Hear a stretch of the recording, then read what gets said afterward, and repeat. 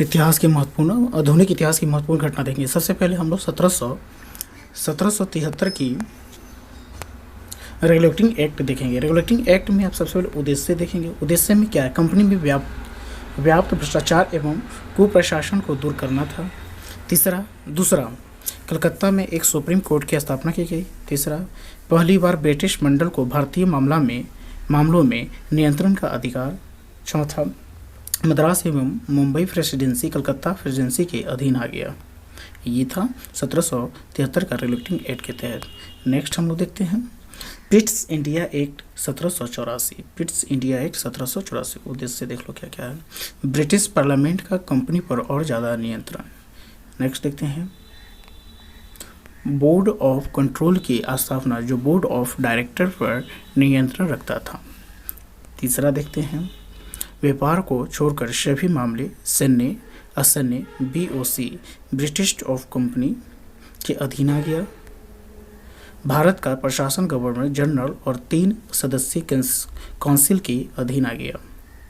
Next देखते हैं द्विशासन की शुरुआत जो कि 1858 तक रही। कंपनी के व्यापारिक एवं राजनीतिक कार्यकलापों का विभाजन किया गया। ठीक है, नेक्स्ट हम लोग देखते हैं अब देखेंगे 1813 का चार्टर्ड एक्ट। इसमें क्या था? कंपनी का व्यापारिक एकाधिकार समान किंतु चीन के साथ बना रहा। ब्रिटिश और कंपनी की शक्तियों को परिभाषित एवं विस्तारित किया गया। ईसाई मिशनरी को भारत में अनुमति मिला। 1 लाख प्रति वर्ष भारतीय शिक्षा एवं साहित्य पर खर्च किए गए। किस एक्ट के तहत? 1813 के चार्टर्ड एक्ट के तहत। ये क्वेश्चन आपको मस्ट है। ठीक है, नेक्स्ट आगे देखते हैं भारत पर अंग्रेजी की संवैधानिक स्थिति स्पष्ट हो गई। ठीक है, अगला देखते हैं शक्तियों का पृथकीकरण। सबसे पहले ये जो 1853 का चार्टर्ड एक्ट, शक्तियों का पृथकीकरण। नेक्स्ट है गवर्नर जनरल को वीटो का अधिकार मिला गया। भारत में पहली बार विधान परिषद का स्थापना किया गया। नियुक्तियों प्रतियोगिता परीक्षा के माध्यम से होने लगे। जो अब परीक्षा होता था वो 1853 का चार्टर्ड एक्ट के तहत अब वो टेस्ट या नियुक्ति प्रतियोगिता परीक्षा देता था, तभी उसको उस नौकरी में नौकरी मिलता था। विधान परिषद में क्षेत्रीय प्रतिनिधित्व का सिद्धांत। ठीक है, नेक्स्ट अगला देखते हैं हम लोग 1833 का चार्टर्ड एक्ट। 1833 का चार्टर्ड एक्ट आप देख सकते हो।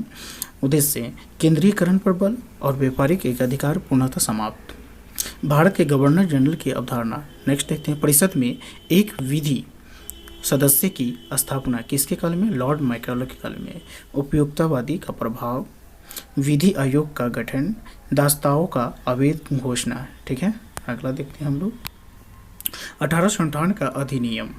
1858 का अधिनियम, उसका उद्देश्य क्या था? भारत का शासन ब्रिटिश क्राउन के अधीन द्वैध शासन समाप्त कर दिया गया। अगला देखते हैं भारत राज्य सचिव, ब्रिटिश मंत्री और 15 सदस्य परिषद का स्थापना किया गया।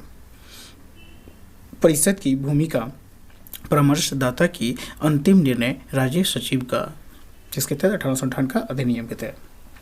सिविल सेवा में नियुक्ति खुली प्रतियोगिता की माध्यम से। अब सिविल सेवा में जो परीक्षा होने लगा वो खुली प्रतियोगिता के माध्यम से 1858 का अधिनियम के तहत किया गया। भारत के गवर्नर जनरल को वायसराय की उपाधि मिला। ठीक है, नेक्स्ट हम लोग देखते हैं 1861 का भारत परिषद अधिनियम। 1861 का भारत परिषद अधिनियम। ठीक है, इसके बारे में उद्देश्य पहले देख लो। विभागीय प्रणाली प्रारंभ हुआ। व्यवसायी को अध्यादेश को शक्ति मिला। नेक्स्ट सदस्य को प्रशासन एवं वित्त संबंधित प्रश्न पूछने का अधिकार नहीं है। व्यवसाय को वीटो को शक्ति। विधान परिषद का विरोध। वायसराय को नए प्रांत की स्थापना और सीमा परिवर्तन का अधिकार। मुंबई एवं मद्रास परिषद को कानून निर्मित एवं संशोधन की शक्तियाँ दिया गया। कार्यकारिणी परिषद में एक विधि वेता 5 सदस्य हो गया। किसके तहत हुआ? 1861 का भारत परिषद अधिनियम के तहत। नेक्स्ट आगे देखते हैं 1892 का भारत परिषद अधिनियम। 1892 का भारत परिषद अधिनियम, उद्देश्य देख लो। चुनाव पद्धति का प्रारंभ, बजट पर बहस और सरकार से प्रश्न पूछने का अधिकार, पुनरुत्पादक प्रश्न नहीं। केंद्रीय और प्रांतीय विधान परिषद में सदस्य संख्या में वृद्धि की गई। निर्वाचन पद्धति पूर्णतः अप्रत्यक्ष हुआ। विधानमंडल के सदस्य नगरपालिका, जिला बोर्ड, विश्वविद्यालय और वाणिज्य मंडल का द्वारा निर्वाचित होने लगा। 92 के तहत 1892 के 5 गैर सरकारी सदस्य 4 प्रांतों के विधानमंडल द्वारा और 5 अन्य वायसराय द्वारा मनोनीत किया गया। अगला देखते हैं हम लोग 1909 का मार्लोमेंटो सुधार। उद्देश्य भारतीयों को विधि निर्माण तथा प्रशासन में भागीदारी मिला। चुनाव प्रणाली स्पष्ट एवं जन प्रतिनिधित्व के विरोध। प्रथम बार मुसलमानों के लिए पृथक निर्वाचन मंडल की व्यवस्था की गई। भारतीय सदस्यों को प्रश्न पूछने का अधिकार मिला गया। विदेशी मामले, रेलवे व्यय, ऋण पर ब्याज के संबंधों में प्रश्न पूछने का अधिकार दिया गया। किसके तहत? 1909 के मार्लोमेंटो के सुधार के तहत। केंद्रीय विधानसभा में सदस्य संख्या 69 हो गई, जिसमें 37 शासकीय और 32 गैर शासकीय वर्ग के थे। अगला हम लोग देखते हैं 1919 को मॉन्टेग्यू चेम्सफोर्ड सुधार।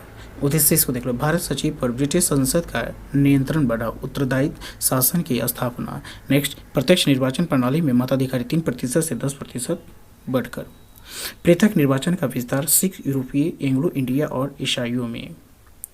आगे देखते हैं प्रांतीय स्तर पर द्विशासन प्रणाली अर्थात विषयों की आरक्षित और हस्तांतरित भागों में बांटना। इसमें से 2 निकला। आरक्षित विषय गवर्नर जनरल के अधीन, जैसे विदेशी मामले, रक्षा, डाकतार, सार्वजनिक ऋण आदि।